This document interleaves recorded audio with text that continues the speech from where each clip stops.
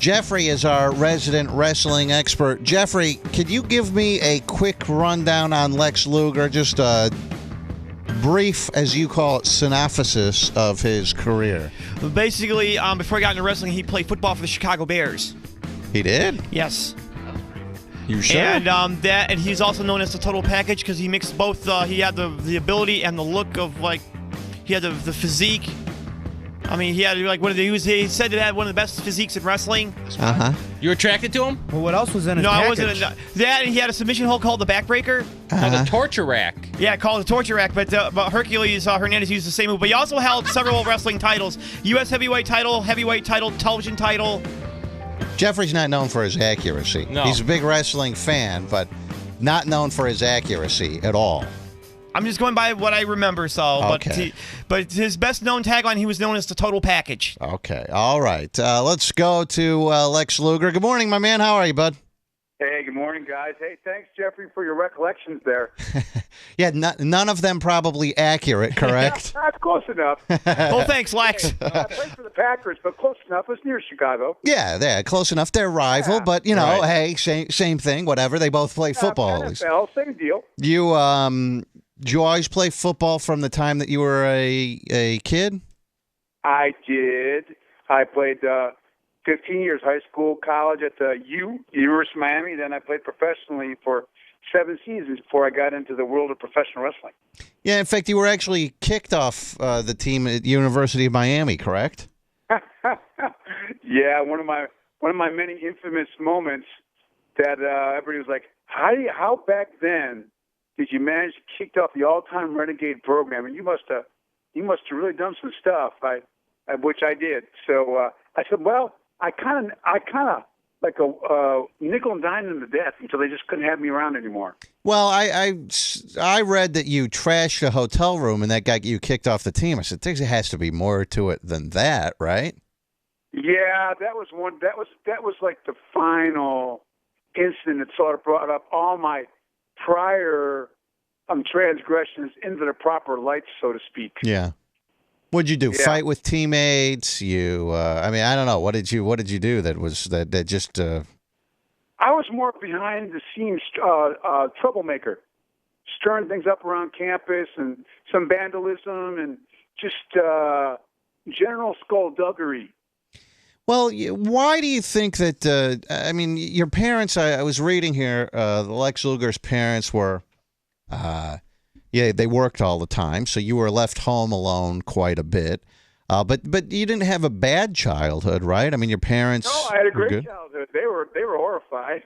Yeah. What do you think led you to be such a rebellious kid?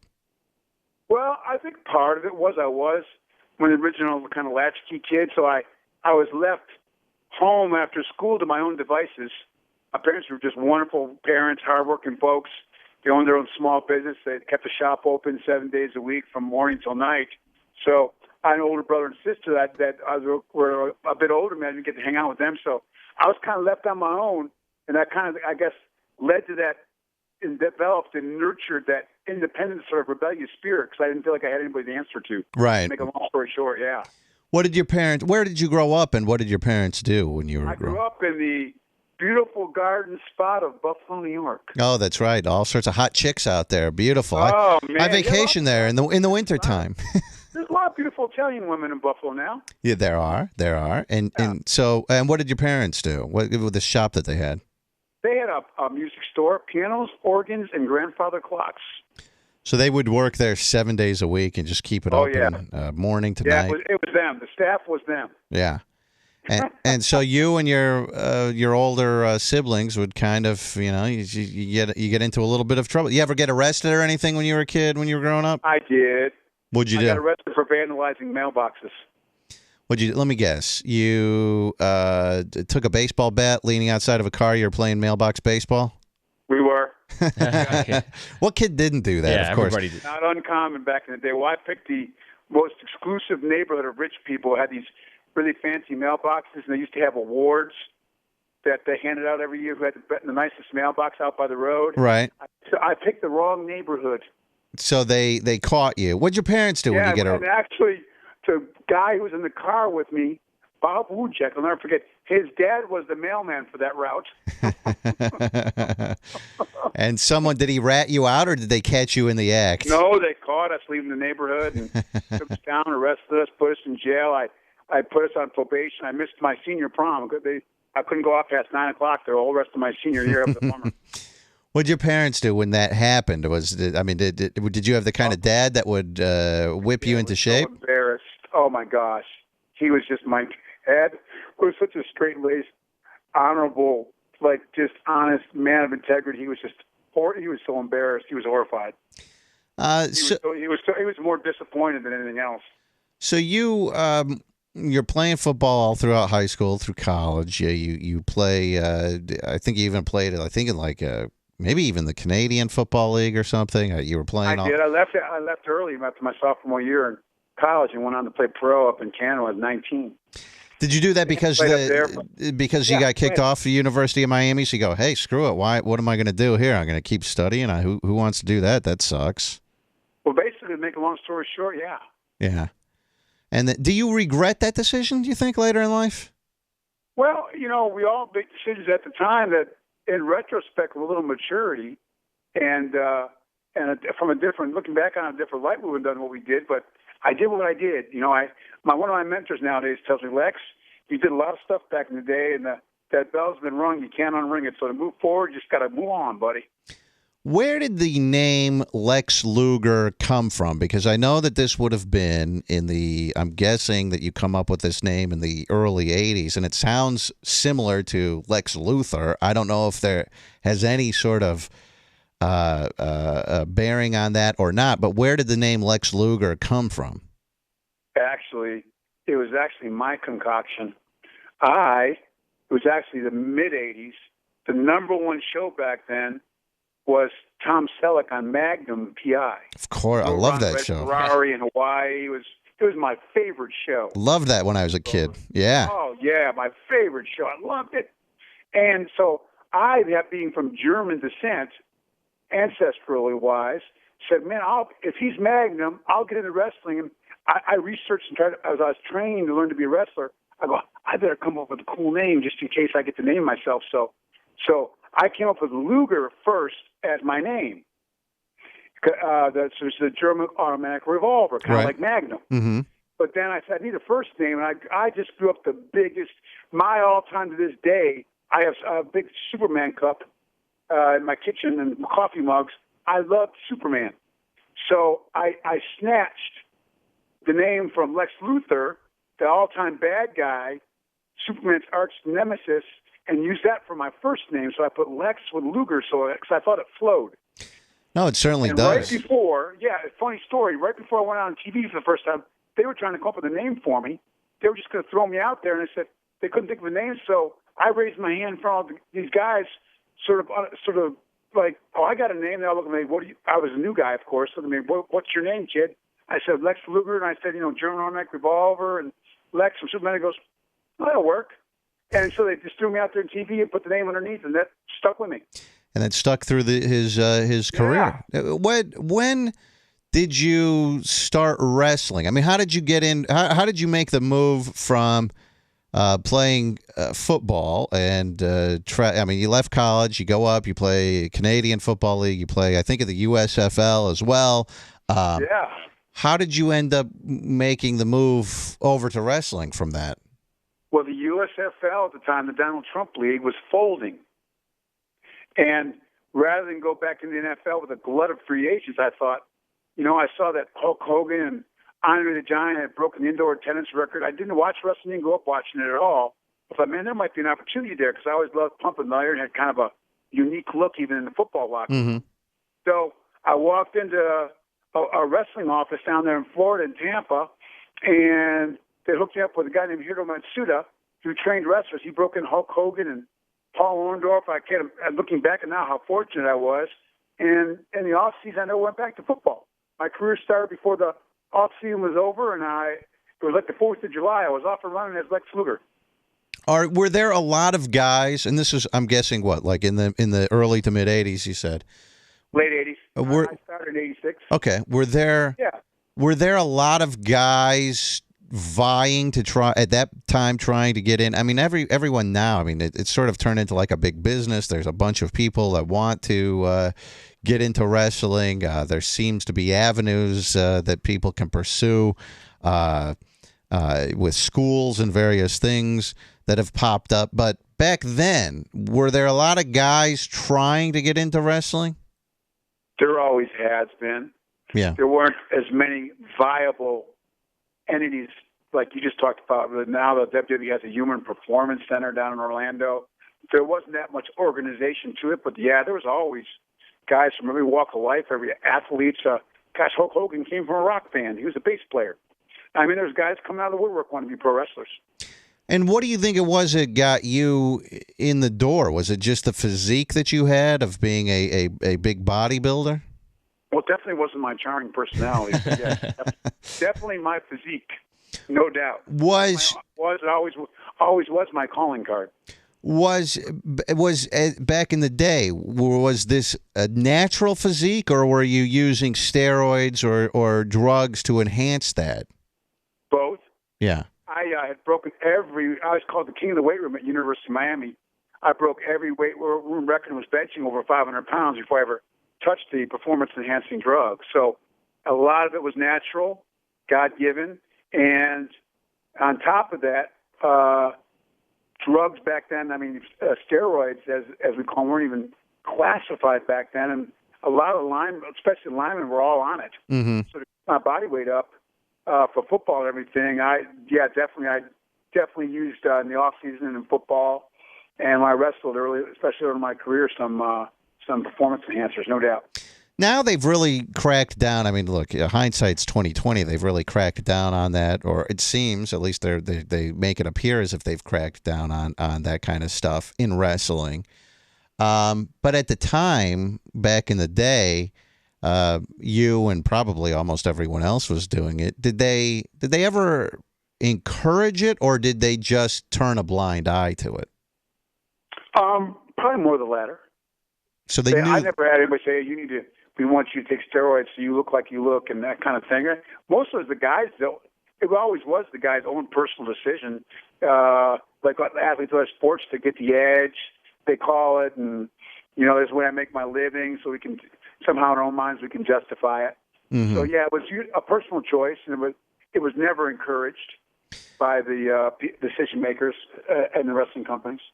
So you start wrestling in '86.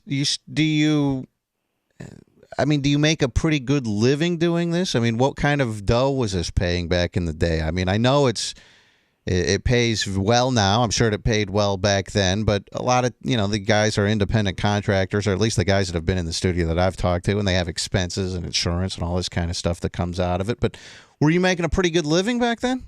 I was.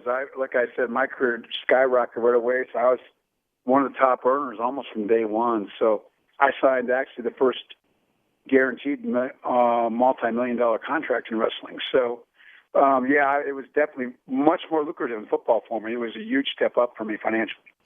Did you, I'm assuming that you also partied hard during this period of time, as most guys would when they're making a bunch of dough like that. Were you smart with your money, or did you blow through a lot of the money?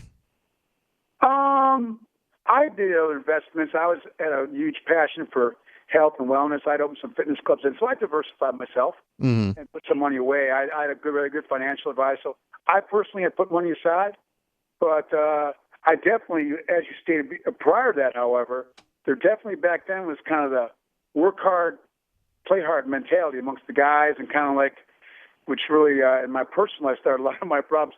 What goes on in Vegas stays in Vegas, kind of. Right.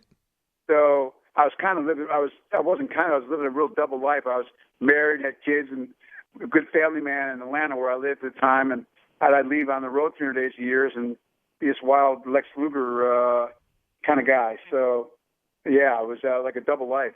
Lex Luger is on with us. His book is called Wrestling with the Devil, the true story of a world championship wrestler, and that just came out in stores yesterday. You can pick this up. I'm sure it's on Amazon and everywhere else.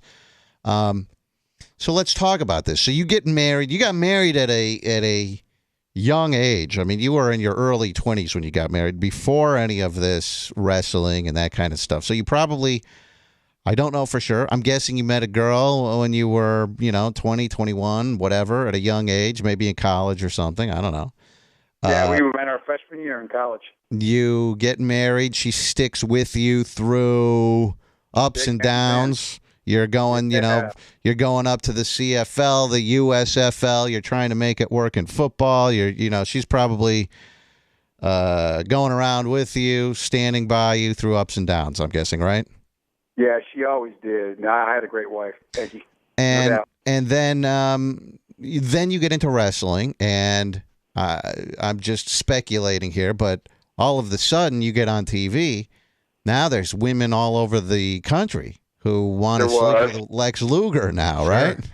There were. And being a guy, No counting for taste, but yes. a guy being a guy, you're like, man, boy, this is. I mean, when stuff like that is flipped like that, guys almost. It's like your brain. You just go. Your brain can't even comprehend that women are throwing themselves at you, and so it's like I have to take advantage of this. I'm guessing you started to stray from your wife during this period of time. I did, unfortunately. Did she ever find out about it? She heard rumors, but I always denied. Yeah. And then eventually, We didn't have cell phones everywhere like we do now. so you couldn't, I was never caught on video. Yeah, you caught on video or text messages like or athletes are Tiger or text messages. There was no electronic trail. right, yeah, no Facebook back then or anything like that. Yeah. Oh, the good old days of cheating on your wife. We all reminisce about. Secret skullduggery could be kept hidden back then. And you say that so you were married. She's living. You had how many kids? 2 kids. 2 kids. Son and a daughter, Brian and Lauren. And so you're living in Atlanta with your wife, but then The house in the country club and the golf course, the mansion, I was an upstanding citizen, a business owner, owned some fitness centers in Atlanta, and from all outside looks, I was the perfect father and husband.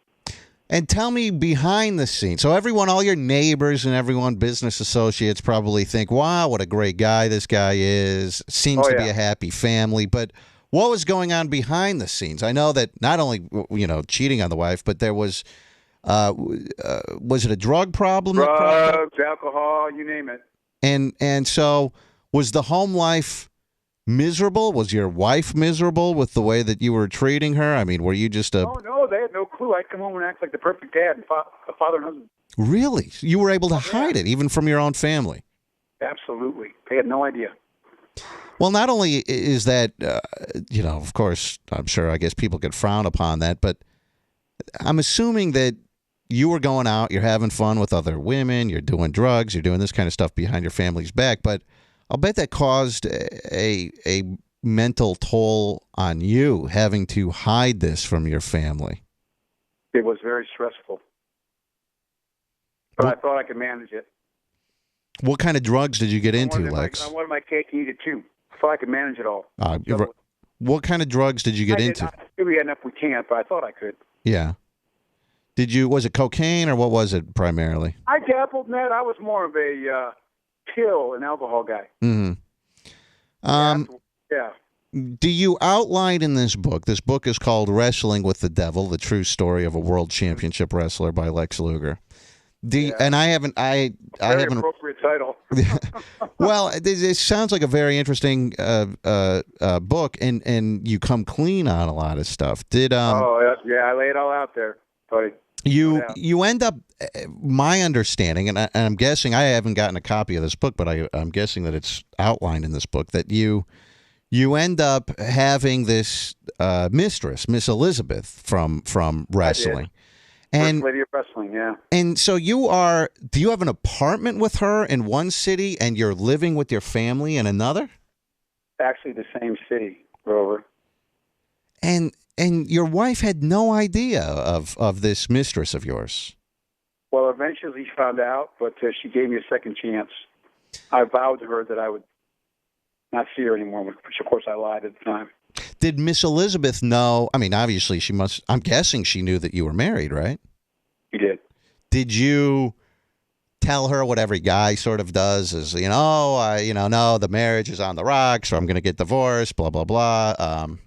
Did you give that I sort of... didn't. She never asked me that question. Mm-hmm. I think she was hopeful, possibly. Mm-hmm. Of course. Don't ask me why, but she was. Do you think that she felt... I couldn't answer that. You'd have to ask her that, and we can't, unfortunately, tragically. Well, did you ever talk about it? I mean, was there ever any sort of sense of guilt, do you think, that she probably... I'm guessing Miss Elizabeth was in love with you? I would say she was. I mean, we can't ask her, unfortunately, but yeah, I would say she was.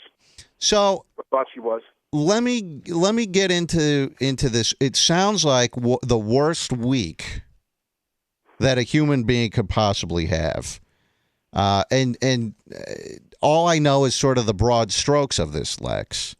April 19th, 2003, there's a domestic dispute between you and Miss Elizabeth. And there was. I don't know if you actually beat her up or if it was just alleged that you beat her up.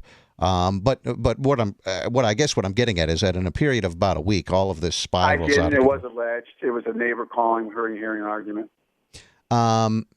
Did you? I heard that she had bruised eyes and a bump on her head and all of that. That was not from you.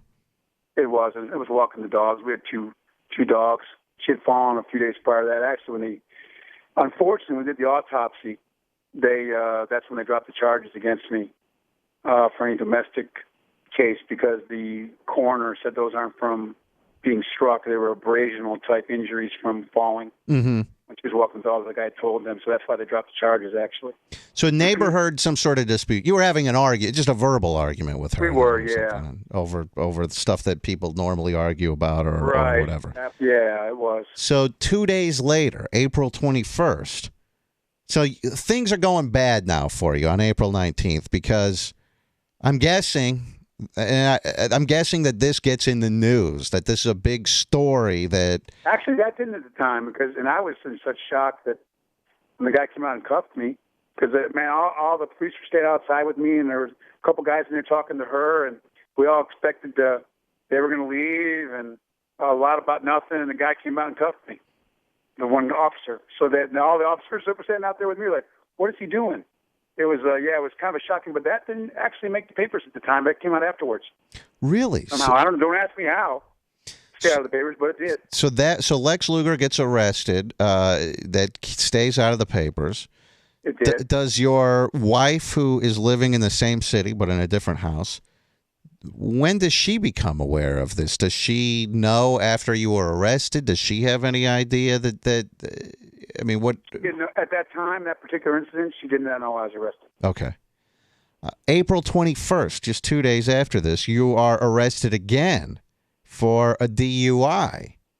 I was. What happened? You're just so distraught over, you're probably thinking to yourself, again, speculation, but you're probably, I'm guessing you're sitting there going, oh, man, my whole world could crash down if this all comes out and is made public. My wife, my career.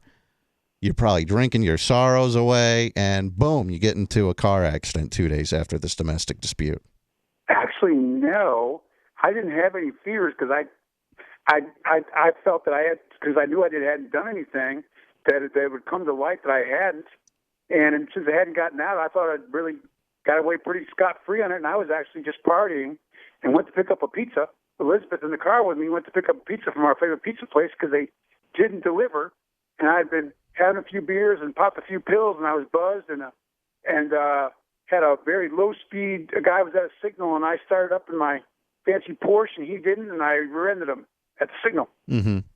And got arrested for suspicion of under the influence. They couldn't prove it because I passed the breathalyzer, but they knew I was filled up. They could tell. Yeah, they could tell something was wrong. I was under the influence of something. At that point now, you're arrested for the second time in 2 days. At that point, does your wife find out about it? No, she did not know at the time. She was living across town, and that didn't make the papers either. You must have had some incredible lawyer back in the day. I mean, Yeah, really. this is unbelievable. That John was a good lawyer, yeah. Wow, this is unbelievable. He's able to keep this out of the. All right, so now we fast forward about another week or so, and Miss Elizabeth dies in this apartment or this townhouse that you two were sharing. Yes. What happened? I was gone the whole day at an event with my son. He was a basketball player playing for all the college scouts. He was a top high school basketball player getting recruited by colleges. And I came back late that evening. We decided to watch a movie. I went down to back then, used to go to a movie store and rent movies at Blockbuster. We don't do that anymore. But back then, and I came back, and man, had to stay straight the whole day, and I was ready to party. And Liz had a party a little bit with me. She seemed like she was fine, and we watched a movie. She dozed off a couple times, but by then it was like 2 a.m., 3 a.m. I thought she was just tired, and I made a snack, heated up a snack in the microwave, and she was hungry and actually stood up to come to the microwave with me and wanted to help. I said, "You go ahead and sit down. I'll bring it to you." And I brought her food. She took a couple bites out of it. I sat down on the couch a few feet away from her to eat my food, and she was passed out. I thought that was weird because why was she eating her food? And one thing led to another, and I realized that she was unconscious. And I ended up calling 911, and I thought that they got there so fast. I thought she was fine, but I learned a couple hours later that she had made it to the hospital. It was a complete shock to me. What were you guys? You said that you came back and you were partying. What were you partying with? I mean, what kind of drugs were you guys? Alcohol and pills. Alcohol and pills, like pain pills or that kind of stuff. Pills, muscle relaxers. Right. Oh my God, I've only taken pain pills like twice. I took I think an OxyContin like twice. I broke my wrist and had surgery on it. Oh my God, that will knock you the hell out. Then I took a muscle relaxant. I've only taken that twice. I've taken 2 pills of that in like the past month. I don't know if this has the same effect on everyone else as it does on me, but it certainly worked for the problem that I was having with my neck, but it knocked me out. I'm talking within 30 minutes, 45 minutes, I'm knocked out. And even the next day, I fell asleep. I'm sleeping for 10 hours, wake up the next day, groggy, man. I'm out of it. Now, do you become accustomed to these pain pills, muscle relaxants, this kind of stuff, where it doesn't have that kind of effect? Obviously, you're probably taking a lot more than I was, and it gives you a different kind of buzz or whatever, but you become... you definitely build a tolerance up for them, So everybody's body reacts different to drugs, but unfortunately, like any drug, you do build up a tolerance with it, and which makes them prone for abuse. And then you mix it with alcohol, and it's which you're not supposed to do. So 911 gets there right away. They start working on her right away. They do. And you think that she's going to make it? I mean, you. Oh yeah, of course. Whoever thinks somebody's, I mean, my gosh, doesn't thought it doesn't occur to you that she's not going to make it. Do you then, after they take her in the ambulance, do you then go home? Do you go to the hospital? Well, I was home. It was at my townhouse. At your townhouse that you shared with her, right? So do you stay there? Do you go to the hospital? Police, fire trucks, the whole neighborhood was there. Out front with me. And news crews. And so then word got out on this one. No doubt. You couldn't keep this one silent. Who tells you that she passed away? The lead detective on the scene. Because I kept on asking him that I wanted to go to the hospital, and I wanted to get back so I get my car keys. And he goes, "Well, we can't. We gotta the area in there. We gotta keep it clear for now." And he kept on. I was out front, and I kept on wanting to get my car keys, and he wouldn't let me go back in and get my car keys. I said, "Well, I gotta get to the hospital." He goes, "Well, I said, I gotta tell you something." He sat me down and gave me the bad news. Did you break down crying? It was a very emotional moment. Yeah, I was. It was very hot out that morning in humid Atlanta, and I was dehydrated. I was tired. I had slept all night, and I had a pretty big emotional breakdown there at the time, no doubt. Now I remember sliding down the wall outside of my townhouse, laying in the grass. He left me to myself for a few minutes. This Yeah, it was quite the shock. Not something you ever thought you'd hear. This you can't keep quiet. Is this the first that your wife knows about Miss Elizabeth after this story breaks? No, I was on my second chance. She had already known about Elizabeth and had forgiven me, and this was my second chance. She knew about Elizabeth. And then you said, "Oh, I'll never see her again, never see her again." And of course, this then hits the news. Not only as Miss Elizabeth died, but now you know at this point that your wife is going to know that you'd been lying to her again and that you kept seeing this woman. Right. What? Yeah, the camera crews met my kids come out of school, chasing them to the car, and the whole deal was a huge local story in Atlanta. What did your wife tell me? The first thing your wife said to you, or what was the first contact you had with your wife after this occurred? It was maybe a couple months later. It was through her attorney that she wanted a divorce. So there was really, understandably so. There was really no I mean, she was just like, "Screw you! I'm not talking to you or anything." After this incident. No, actually, we did have a couple conversations about finances afterwards, and then after that was all attorneys. Right.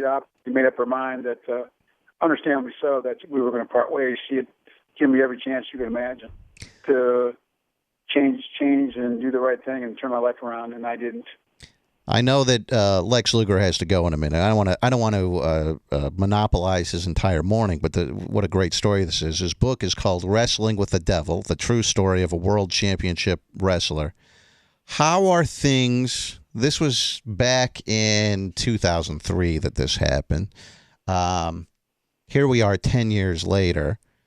How are things with your wife and kids? Because I'm imagining your kids probably had some animosity towards you as a father. I'm guessing that you would no doubt. put the family through the ringer like that and do that to your mother. How are things 10 years later? I remain hopeful. Obviously and understandably, there's still, I can't speak for them, but I actually had for the first time in 10 years, a meal with my wife and his fiance a couple weeks back. First time I sat down across the table for my son in almost 10 years. Really? Which I was very thankful for. Yeah. So a little light in the dark on that one. And you know, Rover, there's consequences when we reap what we sow.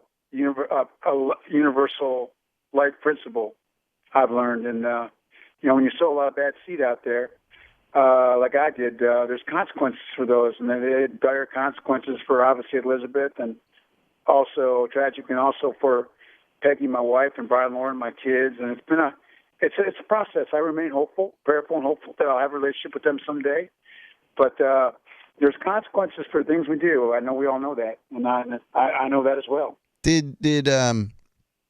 Did you, after an incident like this took place, I think you've taken steps, I read, to turn your life around, really. Did that happen immediately after this death, or did you even continue down that path of drugs and alcohol and whatnot after her death? Yeah, I'm sorry. Go ahead, Rover. Even after her death, did you, or was that enough of a shock to just sort of sober you up? As amazingly as you just said you think it would have, continued on a downward spiral for over 3 more years. And what was it that finally changed you? I literally was in a life and death battle for my life with drugs and alcohol and women in Atlanta, and it was a real low point for me, definitely.